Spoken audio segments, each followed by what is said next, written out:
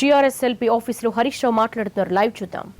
మనకు కుడిదిలో పడ్డ ఎలక ఏం చేయాలనో అర్థం కానట్టు గిలగిలా కొట్టుకుంటున్నట్టు ఏదో ఒకటి మాట్లాడి ఆవేశం పెంచుకొని కనబడని ఆవేశాన్ని కనిపించే ప్రయత్నం లేదా గొంతు పెంచుకొని అందులో నుంచి బయటపడడానికి తాపత్రయపడుతున్నటువంటిది మనకు స్పష్టంగా కనబడతా ఉంది. ఎందుకంటే ఇవాళ మాకున్నది 63. మీ అందరికీ తెలుసు, ఇద్దరు బీఎస్పీ మా దాంట్లో మెర్జ్ అయింది 65. ఎంఐఎం మాకు మద్దతు తెలిపింది 65ని 7, 72. నామినేటెడ్ ఎమ్మెల్యేతో 73. వైసీపీ మద్దతు తెలిపింది 74. మా ముఖ్యమంత్రి గారి పనితీరును తెలంగాణ కొత్త రాష్ట్రం అభివృద్ధి చెందాలని ఇవాళ టీఆర్ఎస్ పార్టీలో మద్దతు పలికి టీఆర్ఎస్లో డైరెక్ట్గా పనిచేస్తున్నటువంటి 11 మంది సభ్యులు ఉన్నారు. మొత్తం 85 మా స్ట్రెంత్. 85 క్లియర్గా ఉంది. ఆ 85తోనే మేము 5గురిని పోటీ పెట్టాము. ఆ 85 ఓట్లే మాకు పడ్డాయి. కానీ మీది దొడ్డిదారి, దొంగదారి, వెన్నుపోటుదారి, వ్యభిచారం మీది. ఎందుకంటున్నా ఈ మాట అంటే మీకున్నదే 15. మీరు 10 మంది ఎమ్మెల్యేలు, 5గురు బీజేపీ, మీకున్నదే 15. మీరు ఎట్లా పెట్టిన అసలు అభ్యర్థిని పెట్టిన 5 కదా మీకు ఎక్కడిది? అభ్యర్థి కావాలంటే 17 నుంచి 18 ఓట్లు కావాలి. మీకున్నదే 15. అంటే దొడ్డిదారిన దొంగదారిన పక్క పార్టీ వాళ్ళ దగ్గరికి పోయి డబ్బులు ఇచ్చి ఓట్లు వేయించుకోవడానికి రాజకీయ వ్యభిచారానికి పాల్పడ్డది మీరు. దొంగదారులు అడ్డదారులు దొక్కిన వాళ్ళు మీరు మమ్మల్ని ప్రశ్నిస్తారా? అసలు అభ్యర్థిని పెట్టే హక్కు మీకు లేదు. మీ పార్టీ, మీ నాయకత్వం బాగలేదు. మీ చంద్రబాబు నాయుడు గారు తెలంగాణ ద్రోహి, తెలంగాణకు అన్యాయం చేస్తుండూ, తెలంగాణ రాష్ట్ర అభివృద్ధిని అడ్డుకుంటున్నారే ఉద్దేశంతోనే మీ పార్టీ విడిచిపోతున్నారు. మీ పార్టీ నాయకుడి విధానం బాగలేదనే కదా రోజుకొక ఎమ్మెల్యే బయటకు పోతున్నాడు. నీకున్నదే 15 మందిని నువ్వు ఎట్లా పెట్టినావు 5 అసలు అభ్యర్థిని? ఎట్లా గెలుస్తా అనుకున్నావు నువ్వు అసలు?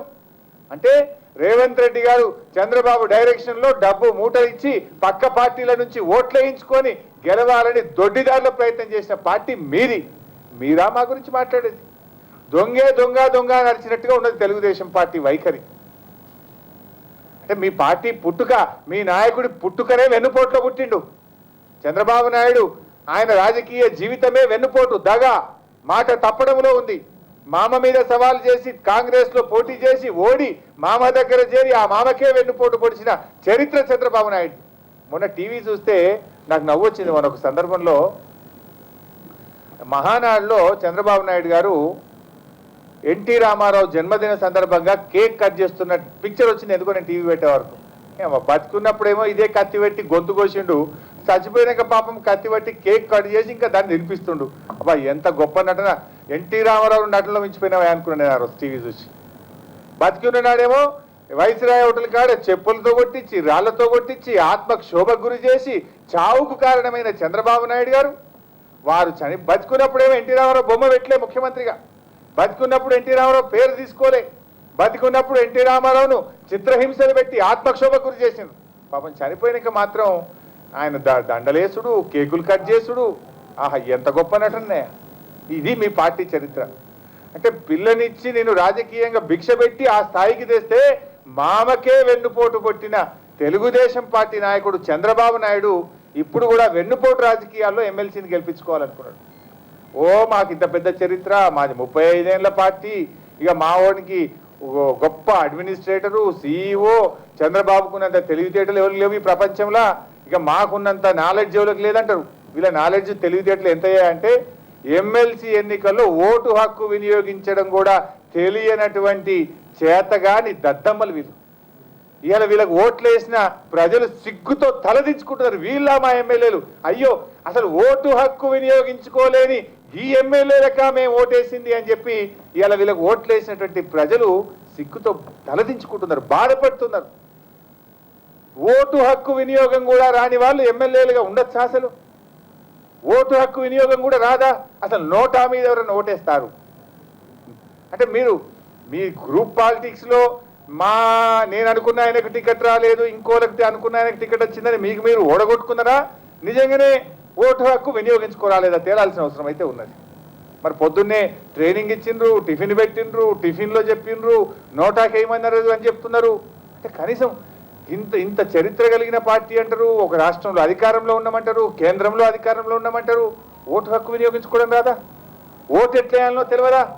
అసలు ఓటు కూడా వేయరాంది కూడా ఒక పార్టీ ఉంటుందా? అసలు తెలియకేసిండని కాదు, మా పార్టీ చెప్పినట్టే వేసినాము, మమ్మల్ని నోటాకే ఏమన్నారు అంటే ఇదేంటి?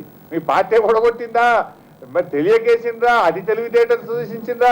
ఓటు హక్కు వినియోగించుకోలేనంత నిస్సహాయ స్థితిలో తెలుగుదేశం పార్టీ ఉందా? ఇవాళ ప్రజలకు తెలియాల్సిన అవసరం. ఆ ప్రజలు బాధపడుతున్నారు. అరే మేము ఓట్లేసి గెలిపిస్తే కనీసం ఈ ఓటు హక్కు కూడా వినియోగించుకొని మా ఎమ్మెల్యేనే, ఇటువంటి ఎమ్మెల్యే మా ఎమ్మెల్యేనా? ఆ ఆరుగురు ఎవరు అని ఇలా ప్రజలు ఎదురు చూస్తున్నారు. 6 పేర్లు తెలవాలి, ఆ ఎమ్మెల్యే ఎవరు, కనీసం ఓటు హక్కు వేయని ఎమ్మెల్యే ఎవరా అని ఇలా ప్రజలు ఎదురు చూస్తున్నటువంటి పరిస్థితి ఉన్నది. ఇలా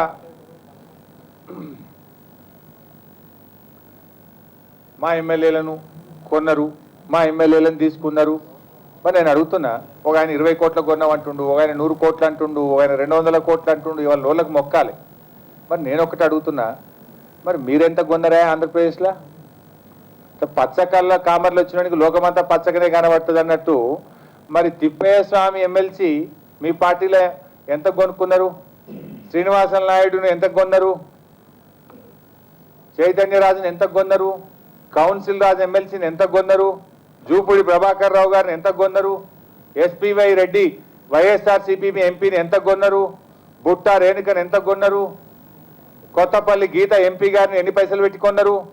అంటే మీరు మీ దగ్గర ఎవరన్నా మీ పార్టీలో చేరితేనేమో మీ అభివృద్ధిని చూసి, మీ నాయకుడి పంక్తిని చూసి చేరినట్టు, ఇలా కొత్త రాష్ట్రంలో, తెలంగాణ రాష్ట్రంలో ఈ తెలంగాణ పునర్నిర్మాణం కోసం కేసీఆర్ నాయకత్వంలో ఎవరైనా బలపరిస్తే ఇక్కడ డబ్బులు పెట్టి కొందరని మాట్లాడతారా?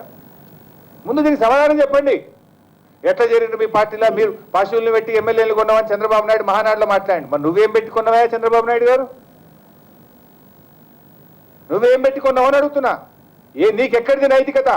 నువ్వు ఏ రకంగా ఈ వైఎస్ఆర్సీపీ మీద గెలిచిన ఎంపీలను, ఎమ్మెల్సీలను ఏ రకంగా తెలుగుదేశం పార్టీలో ఆంధ్రప్రదేశ్లో చేర్చుకున్నావో ముందు సమాధానం చెప్పిన తర్వాత మాట్లాడాలని చెప్పి నేను అడుగుతా ఉన్నాను. ఈరోజు ఇవాళ చంద్రబాబు తీరు నోటితో మాట్లాడి నొసటితో వెక్కించినట్టుంది. తాను వ్యభిచారం చేసి, అసలు ఎప్పుడు జరిగినండి తెలంగాణలో ఎమ్మెల్సీలు కాంగ్రెస్ పార్టీ నుంచి? ఆంధ్రప్రదేశ్లో మొట్టమొదలు కాంగ్రెస్ వైసీపీ ఎమ్మెల్సీలు తెలుగుదేశంలో చేరిన తర్వాత ఈ ప్రాంత ఎమ్మెల్సీలు మేము కూడా ఈ ప్రభుత్వంతో పనిచేస్తామని ఇక్కడ తర్వాత జరిగింది. మొట్టమొదటి జరిగింది ఆంధ్రప్రదేశ్లో. తలుపులు తెచ్చింది మీరు మొదలు. అసలు మీకెక్కడిది మాట్లాడే హక్కు?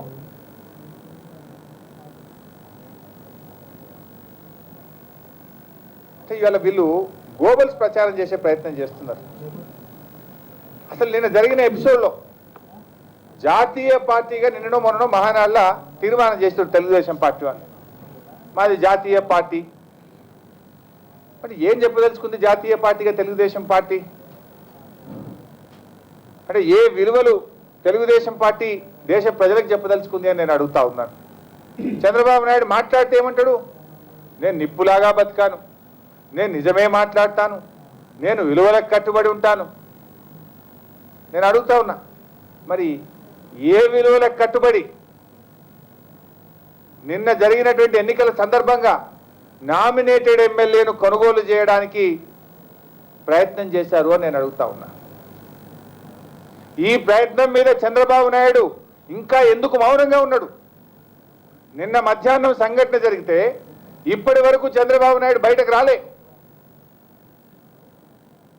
చంద్రబాబు యొక్క మౌనం అర్ధాంగీకారానికి సమాధానంగా ఇవాళ ప్రజలు భావించాల్సి ఉంటుంది. ఇక్కడ మౌనం అంగీకారమే అవుతుంది. నువ్వు తప్పు చేయకపోతే బయటకు వచ్చి ఎందుకు చెప్తలేవు? రేవంత్ రెడ్డి బహిరంగంగా చెప్పిండు, చంద్రబాబు నాయుడు గారే నాకు అథారిటీ ఇచ్చిండు, పంపించిండు. బాబు గారు, నాయుడు గారు, చంద్రబాబు నాయుడు గారు ఎన్ని నిమిషాలు చెప్పిండ్రు? బాసు, బాబు, నాయుడు, చంద్రబాబు నాయుడు. ఆంధ్రప్రదేశ్లో నామినేటెడ్ ఎమ్మెల్యే ఖాళీగా ఉంది, నీకు తేడా వస్తే ఆంధ్రప్రదేశ్లో కూడా నామినేటెడ్ ఎమ్మెల్యే ఇస్తామని చెప్పిండు అని కూడా చెప్పిండు. ఫోన్ మాట్లాడిస్తా అని చెప్పిండు. ఫోన్ మాట్లాడినట్టు కూడా మాకు సమాచారం ఉంది. చంద్రబాబు నాయుడు మాట్లాడి నామినేట్ ఎమ్మెల్యే గారితో, అది కూడా బయటకు వస్తుంది ఎప్పుడో. మరి ఆ రికార్డులు కూడా ఉన్నాయా ఏందో మరి చూడాలి. ఏసీబీ గారు చెప్పాలి, ఏసీబీ వారు చెప్పాలి. నామినేటెడ్ ఎమ్మెల్యే గారితో చంద్రబాబు నాయుడు గారు ఫోన్లో మాట్లాడించారట. మరి ఆ రికార్డు కూడా మరి ఉందా? ఉంటే దాన్ని కూడా బయట పెట్టాల్సిన అవసరం ఉంది. మరి అడగాలి, ఆ ఎమ్మెల్యే గారిని అడగాలి, ఏసీబీ అధికారులను అడగాలి. మరి ఇకపోతే ఇవాళ నిజంగా చంద్రబాబు నాయుడు నేను నిప్పులాగా బతికిరా, నేను నిజాయితీగా ఉంటా, నేను విలువలకు కట్టుబడి ఉంటాను, ఆయన మాట్లాడే మాటల్లో నిజాయితీ ఉంటే, ఆయనకు చిత్తశుద్ధి ఉంటే తక్షణమే రేవంత్ రెడ్డి మీద చర్యలు తీసుకోవాల్సిన అవసరం ఉంది. పార్టీ నుండి సస్పెండ్ చేయాల్సినటువంటి అవసరం ఉంది. ఎందుకంటే రేవంత్ రెడ్డి ఏమన్నారు, చంద్రబాబు నాయుడే ఎమ్మెల్యేలను బేరమాడమని నాకు చెప్పిండు, నాకు అథారిటీ ఇచ్చిండు, నేను చెప్తేనే టికెట్ ఇచ్చిండు, ఈ అభ్యర్థి నా అభ్యర్థి, చంద్రబాబు తరపునే నేను వచ్చినా అని రేవంత్ రెడ్డి గారు స్పష్టంగా చెప్పిండ్రు. అందుకే కావచ్చు మాకు కూడా డౌట్ వస్తుంది, చర్య తీసుకోకుండా చంద్రబాబు నాయుడు ముఖం చాటేస్తుండు, రేవంత్ను వెనకేసుకొచ్చే ప్రయత్నం చేస్తుండు. అంటే దీంతో ఏమర్థమవుతుందంటే చంద్రబాబు నాయుడే రేవంత్ రెడ్డి పంపించిండు అని దానికి ఇంకింత బలం చేకూరుతుంది. ఒకవేళ చంద్రబాబు నాయుడికి సంబంధం లేకపోయింటుంటే, రేవంత్ రెడ్డి గారిని చంద్రబాబు పంపించి ఉండకపోతే, ఈ డబ్బు సంచులు చంద్రబాబు నాయుడు గారు ఇచ్చి ఉండకపోతే, ఈ పార్టీకి రేవంత్ రెడ్డి మీద సస్పెండ్ చేయడమో చర్య తీసుకోవడమో చేసి ఉంటుండే. సస్పెండ్ చేయకుండా వెనకేసుకొస్తున్నాడు అంటే దీని వెనుక సూత్రధారి చంద్రబాబు నాయుడే. రేవంత్ రెడ్డి కేవలం పాత్రధారిగానే భావించాల్సి ఉంటుంది. ఎందుకంటే వెనకేసుకొస్తున్నాడు చంద్రబాబు నాయుడు గారు. ఈ రకంగా వెనకేసుకొచ్చిన చంద్రబాబు నాయుడు గారు ఒక రాష్ట్రానికి ముఖ్యమంత్రిగా ఉండే అర్హత ఆయనకు లేదు. ఒక రాజకీయ పార్టీకి అధ్యక్షునిగా ఉండే అర్హత చంద్రబాబు నాయుడుకు లేదు. వెంటనే ఈ 2 పదవులకు ఆయన రాజీనామా చేయాలని చెప్పి నేను డిమాండ్ చేస్తా ఉన్నా. లేదంటే తెలుగుదేశం పార్టీకి ఇప్పటికే ఒక మచ్చ ఉన్నది. ఏమని, ఎన్టీ రామారావుకు వెన్నుపోటు పొడిచిండు, వెన్నుపోటుకు మారు పేరు చంద్రబాబు నాయుడు అనే ఒక మచ్చ అయితే ఉన్నది. బతికినంత కాలం అది ఉంటుంది, తప్పదు. ఇప్పుడు రెండో మచ్చ చుట్టుకుంటుంది. మరి ఏంది, డబ్బు సంచులు పంపి ఎమ్మెల్యేలను కొనుగోలు చేసే పార్టీగా మిగిలిపోతుంది. ఆ ఘనత మరి చంద్రబాబు నాయుడుకి దక్కుతుందంటే మాకేం అభ్యంతరం లేదు. లేదు మాకు అటువంటి మచ్చ మాకు అవసరం లేదనుకుంటే తెలుగుదేశం పార్టీ నాయకులైనా సరే చంద్రబాబు నాయుడు తప్పించాలి. లేదు ఆ మచ్చని మూటగట్టుకుంటే నీడలాగా అది మిమ్మల్ని వెంటాడుతుంది. పార్టీ ఉన్నంతకాలం మిమ్మల్ని ఇది నీడలాగా వెంటాడుతుంది. ఈ అవినీతి ప్రజలు మర్చిపోరు. కల్లారా మొత్తం ప్రపంచమంతా చూసింది, దేశమంతా చూసింది, రాష్ట్ర ప్రజలందరూ కూడా చూసిండ్రు. ఇవాళ టీడీపీ నాయకులు ఏసీబీ అధికారులకు రెడ్ హ్యాండెడ్గా దొరికింది. వీళ్ళందరూ కూడా చూస్తున్నారు. ఈ జరిగిన తప్పును తెలుగుదేశం పార్టీ ఒప్పుకొని క్షమాపణలు కోరుతుందా, తప్పుకు బాధ్యులైనటువంటి వాళ్ళను శిక్షిస్తుందా, లేదు తప్పు చేసిన వారిని కాపాడుకుంటామని సమర్థిస్తుందా, ఇవాళ ప్రజలు చూస్తూ ఉన్నారు. దీని మీద వెంటనే చంద్రబాబు నాయుడు తన వైఖరి ఏందో స్పష్టం చేయాల్సిన అవసరం ఉంది. అది ఏ నిర్ణయమైనా చారిత్రాత్మకమైన నిర్ణయమే. ఎందుకంటే తప్పు చేసి 50 లక్షల రూపాయలు లంచం ఇచ్చినటువంటి వ్యక్తిని కూడా వెనకేసుకు రావడము బహుశా ఈ దేశంలో ఏ రాజకీయ పార్టీ చేసి ఉండదు.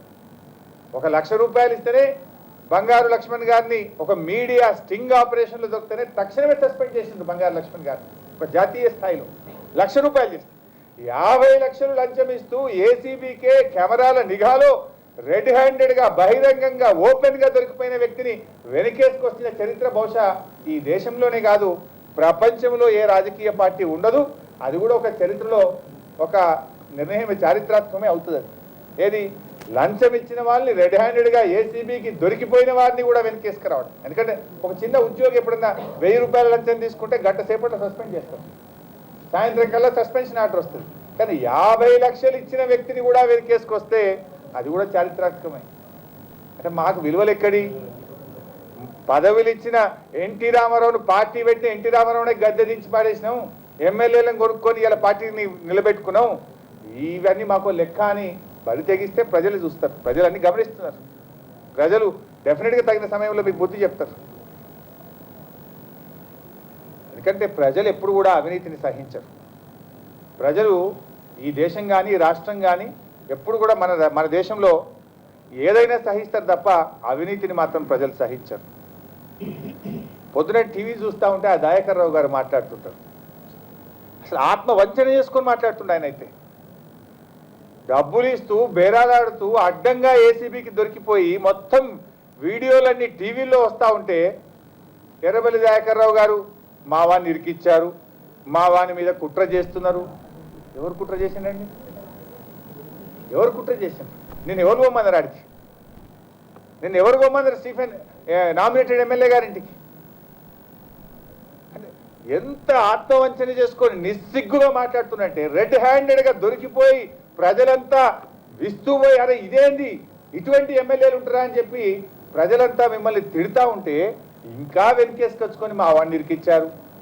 గొంతు పెంచుకున్నంత మాత్రానో, రోడ్డు మీద ధర్నా చేసినంత మాత్రానో నిజాలు అబద్ధాలుగా మారాయి. నేను ఒక విజ్ఞప్తి కూడా చేయదలుచుకున్నా. తెలంగాణ తెలుగుదేశం కార్యకర్తలు, సరే కార్యకర్తలుగా పార్టీ ఆదేశిస్తే పాటిస్తుంటాం సహజంగా, క్రమశిక్షణ కలిగిన వాళ్ళు. దయచేసి విజ్ఞతతో ఆలోచించండి తెలంగాణ తెలుగుదేశం కార్యకర్తలారా. పట్టపగలు రెడ్ హ్యాండెడ్గా 50 లక్షలు లంచమిస్తూ దొరికిపోయిన ఒక నాయకుడి కోసం మనం ధర్నాలు చేయడం సబబా? రాస్తాల రోకోలు చేయడం సబబా? మనం రాస్తా రోకోలు ధర్నాలు ఎప్పుడు చేస్తాం? ఒక అన్యాయం జరిగితే, ప్రజలకు అన్యాయం జరిగితే, ఒక వివక్ష జరిగితే, ప్రభుత్వం మొండిగా ఉంటే అన్యాయం చేస్తాం. కానీ ప్రభుత్వం ఒక లంచం ఇచ్చేటువంటి అధికారిని పట్టుకున్నటువంటి వాళ్ళ మీద ధర్నా చేస్తే ఆ గ్రామాల్లో, ఆ పట్టణాల్లో మన విలువ ఉంటుందా? ఒక లంచగొండిని కాపాడే ప్రయత్నం చేస్తే, ఒక లంచం ఇచ్చి ప్రలోభాలకు గురి చేసే వ్యక్తిని కాపాడే ప్రయత్నం చేస్తే మీకున్న కొద్దిపాటి గౌరవం, విలువ కూడా పోతుంది. దయచేసి తెలంగాణ తెలుగుదేశం కార్యకర్తలారా ఉన్నటువంటి వాళ్ళు గుండె మీద చేసుకొని ఆలోచించండి. ఆత్మ వంచన చేసుకోకండి, నిలదీయండి. ఇదేం వైఖరి? ఎన్టీ రామారావు గారు ఏ ఆశయాలతో పార్టీ పెట్టిండు, ఇవాళ చంద్రబాబు నాయుడు గారు పార్టీని ఎడదీసుకుపోతుండో ప్రశ్నించండి మీ నాయకత్వాన్ని. వాళ్ళు ఏదో ధర్నా చేయమనగానే ధర్నా చేస్తే మీకున్న గౌరవం పోతుంది. మీ మీ మీ పట్టణంలో, మీ గ్రామాల్లో మిమ్మల్ని ఏమనుకుంటారు? మీరు ఎవరి కోసం ధర్నా చేస్తున్నారు? ఒక కరెంట్ కోసం ధర్నా చేయండి, ఒక పెన్షన్ కోసం ధర్నా చేయండి, మా కోసం పోరాడుతున్నారు అనుకుంటారు.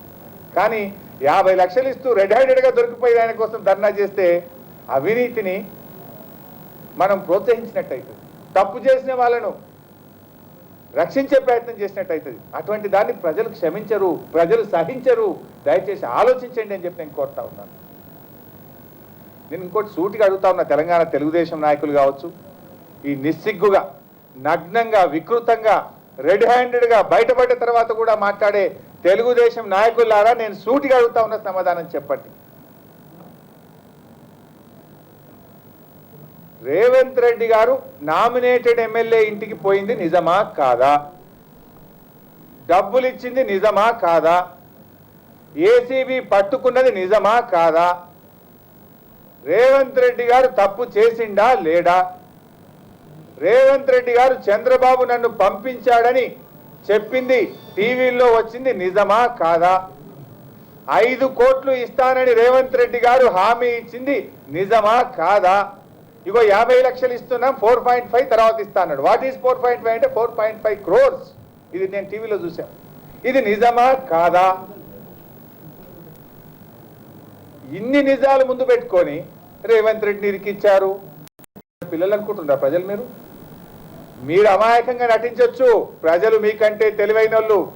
మీ మాటలు చూసి, మీ వికృత చేష్టలు చూసి నవ్వుకుంటున్నారు తెలుగుదేశం పార్టీ నాయకులను చూసి అలా ప్రజలు. బలం ఉంది కాబట్టి నిలబెట్టాం, గెలిపించాం. టీడీపీది రాజకీయ వ్యభిచారం అంటూ రేవంత్ ఇష్యూ మీద ఎందుకు స్పందించలేదు? అధినేత చంద్రబాబు మౌనం అంగీకారమా అంటూ హరీష్ సూటి ప్రశ్న వేశారు.